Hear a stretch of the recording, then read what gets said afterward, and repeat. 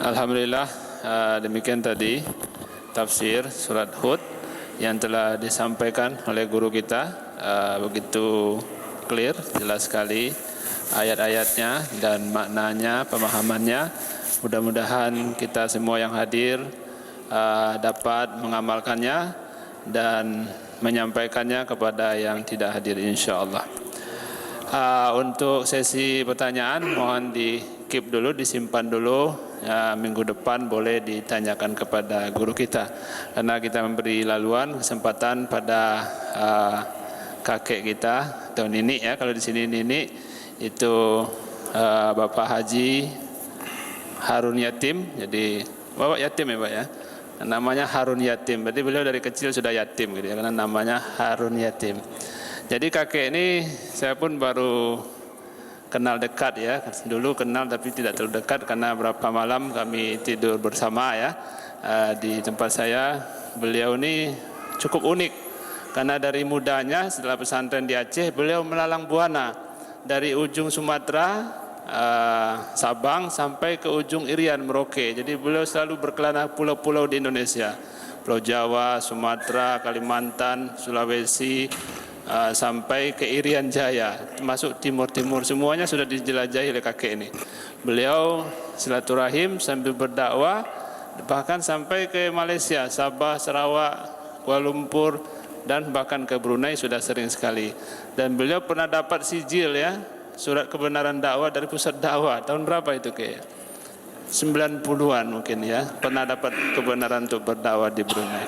Jadi banyak ilmunya, pengalamannya yang unik-unik. Ya, itu sudah kami rekam sama Saiful 2 hari yang lalu di Pak Ismoyo dan semalam di tempat saya. Nanti kita akan sebarkan juga di YouTube supaya ilmu beliau bisa tersebar juga kemana-mana. Baik, untuk itu kita beri laluan pada kakek ini karena beliau besok hari Senin akan kembali ke Malaysia, mungkin di Miri beberapa hari, dan terus kembali kampung halaman. Tinggal beliau ini menetap di Makassar ya, di Sulawesi. Silakan kakek Harun.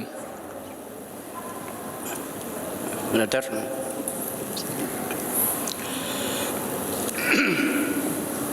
Kira-kira siap? Kira-kira siap? Khas-khasnya kepada Pak Haji Ismoyo, siap?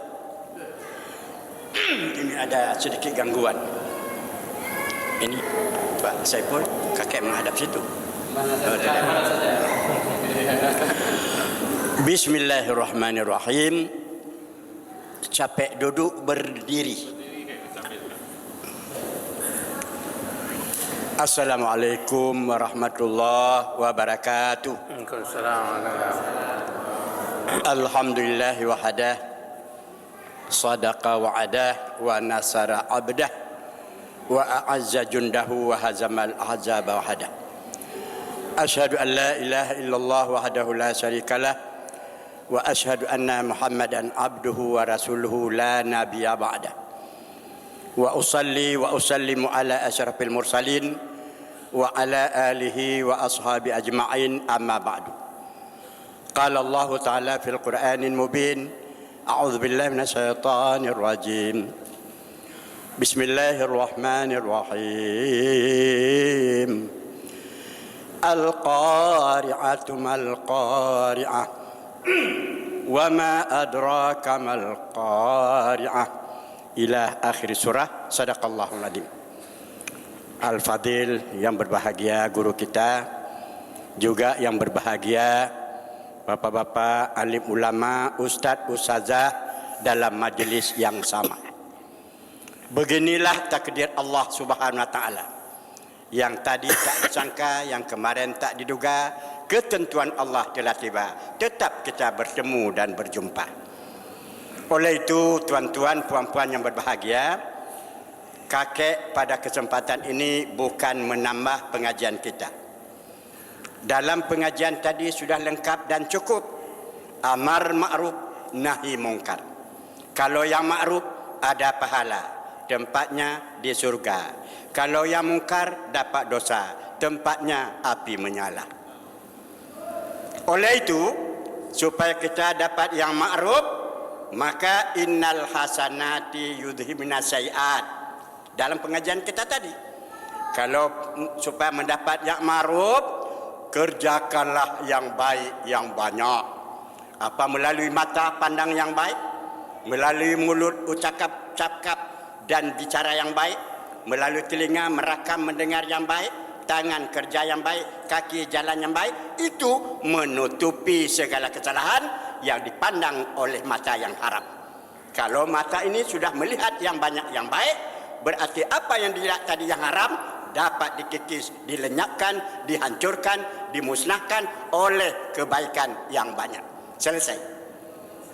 Jadi pada kesempatan yang berbahagia ini bagi kakek, tuan puan, mari kita perhatikan anjuran Allah Subhanahu wa taala. Allah menganjurkan kepada manusia kerana sayang dan cinta. Tapi masih banyak manusia tidak sayang pada dirinya. Apa anjuran Allah? Wabtaghi fima atakallahu daral akhirah. Allah telah memberikan segala-gala, tapi manusia jangan sampai lupa, jangan sampai lalai, jangan sampai lengah. Maka Allah anjurkan, hai manusia, apa wanita, apa pria, apa bangsaan, apa bangsawan, apa hartawan atau wartawan, carilah olehmu bekal untuk hari kemudian. Di sana tak ada kawan dan teman memberi pertolongan. Dan jangan kamu lupakan duniamu. Itu singkat bahasa kita. Jadi berarti carilah dunia, jangan lupa akhirat. Dan perolehlah akhirat, cari akhirat, jangan lupa dunia. Ini manusia sudah condrong. Dalam pengajian kita tadi ada condrong. Condrong ke mana? Condrong ke kiri. Itu manusia akan menghadapi hari mati, penyesalan mau kembali ke permukaan bumi. Nah, jadi oleh itu, setelah Allah anjurkan kepada manusia, hai manusia, jangan lupa daratan, cari perbekalan untuk hari kemudian. Dan Allah bagikan, ada pagi, ada petang, ada malam, ada siang. Untuk apa itu? Untuk dua keperluan. Keperluan jangka pendek sebelum ajal, keperluan jangka panjang setelah kita masuk dalam kuburan. Kemudian Allah memperingatkan pula. Nah, ini dia. Setelah dianjurkan, diperingatkan. Begitulah sayang Allah kepada manusia. Allah mengucapkan peringatan itu dengan apa? Ya ayyuhalladzina amanu la tulhikum amwalukum wala auladukum an dzikrillah wa may yaf'al dzalika faulaika humul khasirun. Hai orang-orang yang beriman, janganlah kamu dilalaikan oleh usaha. Janganlah kamu diterlambatkan oleh harta benda. Jangan kamu disibukkan oleh anak keturunan cenderamata. Sehingga sibuk dengan harta, repot dengan usaha, dan sibuk dengan anak keturunan cenderamata. Sehingga kamu tidak dapat melaksanakan kewajiban yang telah berjanji dengan Allah SWT. Jangan seribu jangan. Wa may yaf'al dzalik fa ulaika humul khasirun. Sesiapa di antara manusia lalai dengan harta benda, sibuk dengan usaha, repot dengan meja kerja, tidak dapat melaksanakan kewajiban, akan ditimpa oleh kerugian, tak dapat ditutupi oleh keuntungan. Banting tulang siang malam, pagi petang, tak ada teman memberikan bantuan, tak ada kawan yang akan membela. Sudah cukup sudah? Sudah. 10 menit lagi. Bapak Ibu yang berbahagia. Kemudian manusia bertanya, manusia bertanya pada Allah. Allah tadi memperingatkan manusia. Dengan kata lain, Allah suruh yang elok-elok, Allah larang yang jahat-jahat. Apabila yang baik menguntungkan kamu, hai manusia, apabila yang jahat akan merugikan kamu, hai manusia. Jadi manusia bertanya, Bu, bertanya apa? Apa kata manusia? Allah larang pencuri, pencuri di mana-mana. Allah larang perompak, perompak di mana-mana. Allah suruh sembahyang Zuhur, asar, maghrib, isya, subuh. Banyak manusia sembahyang 1 tahun 2 kali. Idul Fitri, Idul Adha, Zuhur, asar tidak sembahyang. Kemudian diperintahkan oleh Allah lagi, ada manusia nanti kalau Jumat ramai sembahyang, lain tidak. Jadi manusia bertanya begini, kenapa Allah diam-diam saja? Kenapa Allah tidak ambil tindakan? Padahal Allah suruh Zuhur, asar, maghrib, isya, subuh kok banyak yang meninggalkan. Allah larang namanya fitnah, Allah larang hasad dengki, Allah larang iri hati, padahal kanan kiri orang iri hati. Kenapa Allah tidak ambil tindakan? Ini mohon maaf Bapak Ibu, kenapa Allah tidak ambil tindakan? Padahal Allah Maha Kuasa, Allah punya semuanya. Jadi itu dijawab oleh Allah. Apa jawaban Allah? Wa ilahukum ilahu wahid, la ilaha illa huwar rahmanur rahim. Masya Allah. Jadi Allah jawab, hai manusia, Tuhanmu itu Tuhan yang esa, tidak dua, tidak tiga. Mana tidak dua, tidak tiga? Tidak meeting, tidak musyawarat, tidak bertanya pendapat kiri dan kanan, sendirinya sahaja. Itu maknanya. Kemudian la ilaha illallah, tiada Tuhan hanyalah Dia. Dia siapa ibu-ibu? Ar-Rahman Rahim. Disebut nama guru kita Rahman. Ada Rahim? Tidak ada. Jadi tadi dalam ayat yang kita baca dalam pengajian tadi disebut Musa, padahal Musa Harun dia punya saudara. Inilah kakek Harun, tidak disebut tadi. Jadi oleh itu kita ulangi. Allah memberikan jawaban kepada manusia yang bertanya, kenapa Allah diam-diam? Allah jawab, Allah itu Maha Pengasih, Maha Penyayang. Apa itu Maha Pengasih, Maha Penyayang? Tidak pernah marah-marah, tidak pernah Allah sifat emosi kepada perbuatan-perbuatan manusia yang keji di muka bumi. Jadi sekarang andai kata begitu, andai kata Allah sifat marah Bapak Ibu, Allah marah, mudah baginya. Jadi Allah memberikan jawaban di tempat lain. Seandainya Allah itu sifat emosi, sifat marah kepada manusia yang berbuatnya hanya keji-keji, apa? Allah berkata, walau yu'akhidullahu nasa bima kasabu ma taraka ala dhahriha min dabbah walakin yu'akhirum ila ajali musamma. Sekiranya Allah mengambil tindakan, hancur ini bumi, meledak itu langit, musnah dan binasa, lalat-lalatnya ada di permukaan dunia, hancur dan sirna. Kenapa? Semua milik Allah. Kalau Allah sudah mengatakan, hei bumi balik olehmu atas menjadi bawah, bangunan-bangunan cakat bulan bintang larata semuanya. Itu cuma sekali-sekala begini, walanudhiqannahum minal adzabil adna dunal adzabil akbar. Tsunami datang karena melampau kejahatan dan sebagainya. Jadi oleh itu diulangi tadi bahwa Allah tidak sifat marah, Allah tidak sifat emosi terhadap perbuatan manusia yang keji. Oleh karena itu Allah Rahman, Allah Rahim Bapak Ibu selalu diberikan peringatan-peringatan kepada manusia. Kenapa ada peringatan? Allah berkata pula, inna fa'ati dzikra sayadzakkaru may yakhsha. Peringatan sangat berguna dan peringatan akan diterima oleh orang-orang yang sayang pada dirinya dan takut pada Tuhannya. Yang terakhir, sebahagian daripada peringatan Allah ayat yang kita bacakan tadi. Al-Qari'ah. Hai manusia, ketahuilah oleh Anda nanti akan datang suatu kejadian, sebuah peristiwa yang akan datang pada Anda. Manusia bertanya, ya Allah, bilakah datang Al-Qari'ah itu atau peristiwa itu? Allah rahasiakan kedatangannya. Apa pagi, apa petang, apa malam, apa siang. Tidak dibagi tahu kedatangannya agar manusia hidup hati-hati dan waspada. Semua kekuasaan dipegang oleh Allah Subhanahu wa taala. Cuma Allah mengirimkan fotokopi Bapak Ibu. Waktunya tidak dikasih tahu. Cuma Allah mengirimkan gambaran, mengirimkan fotokopi. Mana gambarannya Al-Qari'ah itu? Yauma yakunun nasu kal farasil mabthus. Pada masa kejadian itu nanti manusia kalang kabut, manusia kucar kacir, manusia kebingungan, manusia keheranan, masing-masing mencari tempat perlindungan. Bagaikan kupu-kupu berterbangan, hingga di pohon satu bergoyang, lari di pohon lain bergoncang. Tak karuan manusia, emas, intan, berlian, mutiara, bergudang, karung ditendang dan dibuang, anak kesayangan dihantam dan sebagainya. Tidak ada makna itu.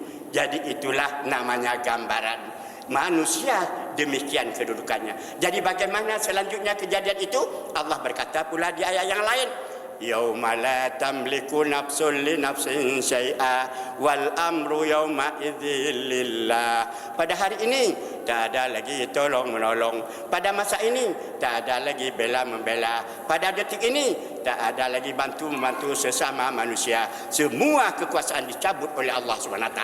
Jadi apa yang dapat membantu kita Bapak Ibu? Yang dapat menolong kita adalah disebut budi dan jasa.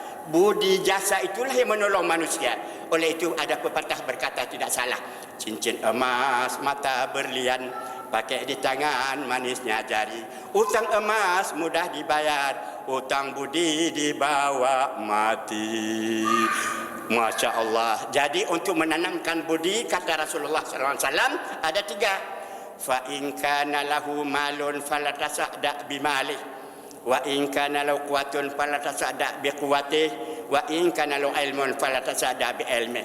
Hai manusia, cara meninggalkan budi jasa, kalau kamu manusia taatlah kepada Allah, kalau kamu murid taatlah kepada guru, kalau kamu manusia taatlah dengan segala rupa.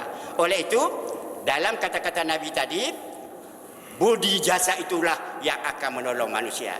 Cuma cara menanam budi ada 3. Apabila ia ada harta benda, dia bersedekah dengan harta benda. Apabila dia tidak punya harta, ada kekuatan, bersedekah dengan kekuatan. Bantu orang yang lemah, tolong orang yang berhajat. Oh, tidak ada harta, tidak ada tenaga, ada ilmu pengetahuan, ada pengalaman. Sebagaimana guru kita sudah banyak budi jasa kepada kita semuanya. Jadi oleh itu ditanya yang terakhir tuan-puan, bagaimana kalau kita berbudi dengan harta benda? Kita bantu jalan-jalan Allah. Dijawab oleh Allah, mathalul ladzina yunfiquna amwalahum fi sabilillah. Contohnya orang yang menyumbang hartanya kepada jalan Allah, apa membangun jalan, jembatan, masjid, madrasah dan sebagainya, maka kata Allah seperti seorang petani bawa sebiji padi, tanam di sawah, tumbuh satu pohon, keluar 7 cabang, setiap cabang 100 biji padi. Kalau 1 sen berarti menjadi 700 sen. Kalau 1 rupiah menjadi 700 rupiah. 1 dibalas oleh Allah dengan 700. 700 bagaimana? Bukan yang dapat dihitung, dikira oleh komputer yang ada di dunia. Tidak dapat dihitung oleh manusia. Oh, tidak ada harta? Dengan tenaga. Bagaimana dengan tenaga? Macam-macam caranya. Kita jaga kebersihan masjid ini. Siapa jawab itu? Macam mana kalau dengan tenaga? Allah jawab lagi. Man ja'a bil hasanah falahu ajru amsalihha. Siapa melaksanakan satu kebaikan dibalas oleh Allah dengan 10 kali lipat. Yang terakhir, bagaimana dengan ilmu pengetahuan? Ibu TK ajar ABCD, ibu di kapal alif batasa. Bagaimana itu?